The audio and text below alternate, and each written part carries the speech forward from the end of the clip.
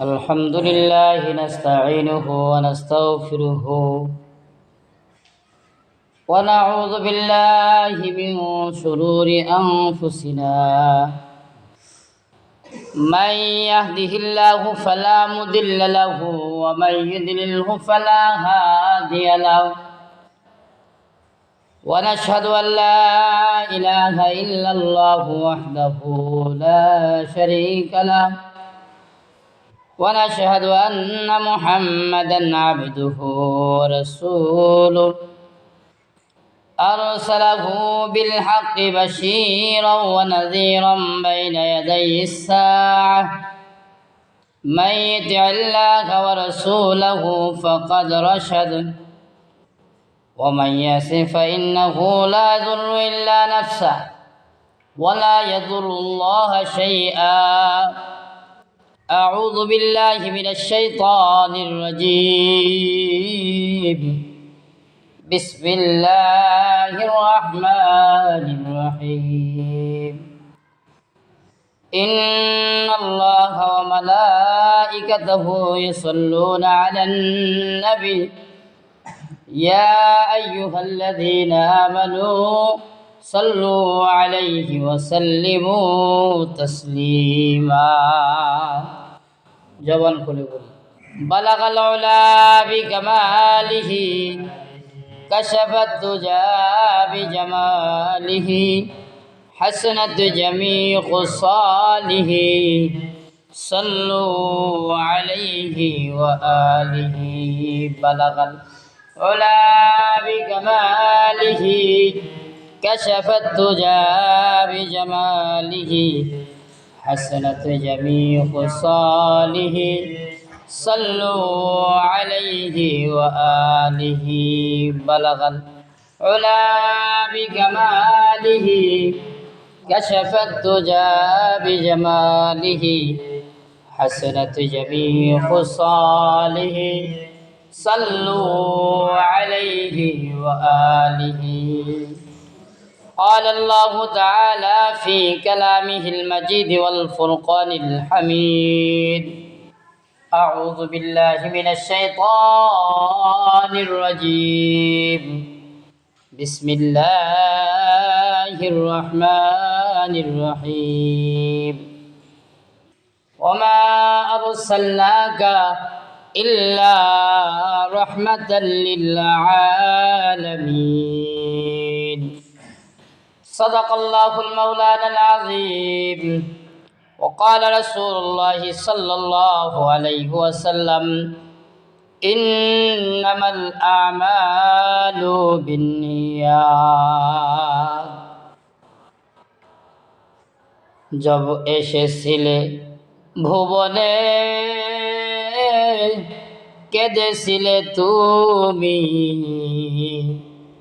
এমন জীবন করিও গঠন মৃত্যুকালে হাসিবে তুমি কাঁদিবে ভুবন লা ইলাহা ইল্লাল্লাহ লা ইলাহা ইল্লাল্লাহ লা ইলাহা ইল্লাল্লাহ লা ইলাহা ইল্লাল্লাহ লা ইলাহা ইল্লাল্লাহ লা ইলাহা illallah la ilaha illallah la ilaha illallah la ilaha illallah la ilaha illallah la ilaha illallah la ilaha illallah la ilaha illallah la ilaha illallah la ilaha illallah la ilaha illallah la ilaha illallah la ilaha illallah la ilaha illallah la ilaha illallah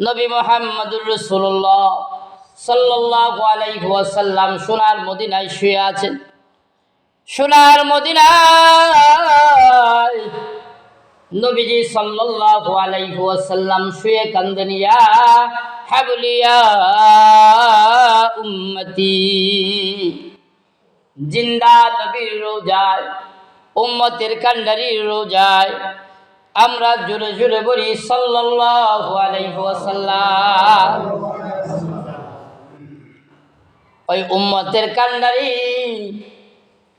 ওই আল্লাহ তাআলা উম্মতের কান্ডারিকে ডেকেছিলেন, মেরাজে গিয়েছিলেন। ওই উম্মতের কান্ডারি নবীজি সাল্লাল্লাহু আলাইহি ওয়াসাল্লাম আল্লাহর সাথে দিদার করেছিলেন। দিদার করার পরে প্যারা নবী সাল্লাল্লাহু আলাইহি ওয়াসাল্লাম কয় জাহান্নাম দেখেছেন, জান্নাত দেখেছেন, জান্নাতের বালাখানাগুলা ঘুরে ঘুরে দেখেছেন। ওই প্যারা নবী সাল্লাল্লাহু আলাইহি ওয়াসাল্লাম যখন জান্নাতের বালাখানাগুলা ঘুরে ঘুরে দেখেছে, প্যারা নবী ওই জান্নাতের বালাখানার মধ্যে সুন্দর একটি বালাখানা দেখেন। ইয়া নবীজি সাল্লাল্লাহু আলাইহি ওয়াসাল্লাম ওই বালাখানা দেখে জিজ্ঞাসা করেন, ভাই জিবরাইল, এই বালাখানাটা কার জন্য নির্মাণ করা হয়েছে? জিবরাইল আলাইহিস সালাতু ওয়াস সালাম আমার আপনার নবী প্যারা নবী সাল্লাল্লাহু আলাইহি ওয়াসাল্লামকে বলেন, ইয়া রাসূলুল্লাহ, ইয়া হাবিবাল্লাহ, এই বালাখানাটা আপনার জন্য তৈরি করা হয়েছে। আপনি যখন জগৎ ত্যাগ করেন, আপনি যখন জগৎ ত্যাগ করবেন, আল্লাহ তাআলা আপনাকে এই জায়গার মধ্যে রেখে দিবে। বলেন সুবহানাল্লাহ। প্যারা নবী সাল্লাল্লাহু আলাইহি ওয়াসাল্লাম বলেন, আমি তো এতিম, আমার এতিম উম্মতকে ফালাইয়া জমিনের মধ্যে আমি একা জান্নাতে যাইতে চাই না। বলেন সুবহানাল্লাহ। আমরা তো এতিম উম্মত, কি কর? আমরা কি নবীজি সাল্লাল্লাহু আলাইহি ওয়াসাল্লামকে দেখেছি? কথা কয় না। আমরা কেউ নবীজি সাল্লাল্লাহু আলাইহি ওয়াসাল্লামকে দেখি নাই, কিন্তু এতিম উম্মত আল্লাহর নবী আপনাকে আমাকে ফালায়া আল্লাহ তাআলার ওই জান্নাতের বাড়িতে আল্লাহর নবী গমন করে নাই। বলেন সুবহানাল্লাহ। আমার আপনার নবী মায়ার নবী, আমার আপনার নবী মায়ার নবী আমাকে আপনাকে ভুলে না, শুয়ে আছেন জিন্দা নবী সোনার মদিনা। কিন্তু আমার আপনার নবী আপনাকে আমাকে বলে না। আর নবীজি সাল্লাল্লাহু আলাইহি ওয়াসাল্লামকে আল্লাহ তাআলা কোরআনে কারীমের মধ্যে বলেন, ওয়া আরসালনাকা ইল্লা রাহমাতাল লিল আলামিন। আমি নবীকে দুনিয়ার মধ্যে পাঠাইছি রহমত স্বরূপ। বলেন সুবহানাল্লাহ। কিন্তু নবী সাল্লাল্লাহু আলাইহি ওয়াসাল্লামের রক্ত মাখা দিই, আমরা তো নবীজি সাল্লাল্লাহু আলাইহি ওয়াসাল্লামের জন্মদিন আর মৃত্যুদিন একই দিনে পালন করার চেষ্টা করছি। ও দিনী সম্মানিত ভাইয়েরা, জন্মদিন যার তার পালনের পাগল হওয়ার কথা ছিল। আল্লাহর নবীর জীবদ্দশায় তিনি জন্মদিন পালন করে নাই, আর জন্মদিন পালন করে তারা হাদিসের ভাষায় বলে তাদের যাদের জন্মের ঠিক নাই তারাই জন্মদিন পালন করে। ওই নবী রাসূলরা জন্মদিন পালন করে নাই, ওফাত দিবসও পালন করে নাই। নবীজি সাল্লাল্লাহু আলাইহি ওয়াসাল্লাম 12 রবিউল আউয়াল সোমবারের দিন দুনিয়া থেকে বিদায় নিয়েছে। বলেন সুবহানাল্লাহ। তারা ইন্তেকাল করে নাই, জগৎ ত্যাগ করেছেন। আমরা তো অনেকে নবীজিকে মৃত বলি। সাধারণত আল্লাহর ওলি গাউস কুতুবরাও জগৎ ত্যাগ করেন।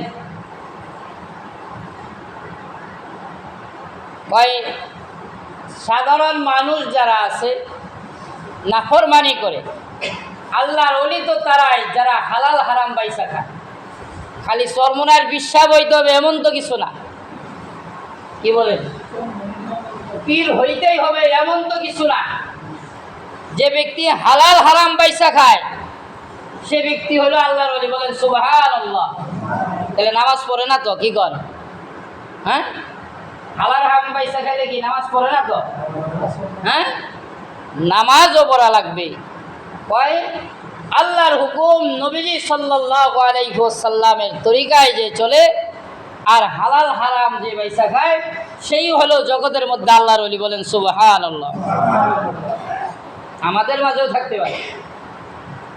কি বলেন, থাকতে পারে কি না? আমার দিলের খবর আপনি জানেন? আমরা তো নিয়ত করি ইক্তেদাই তু বিহাজাল ইমাম, নাকি না? আর সোজা বাজায় বুঝি ইমামের যে নিয়ত আমারও এই নিয়ত। আল্লাহু আকবার।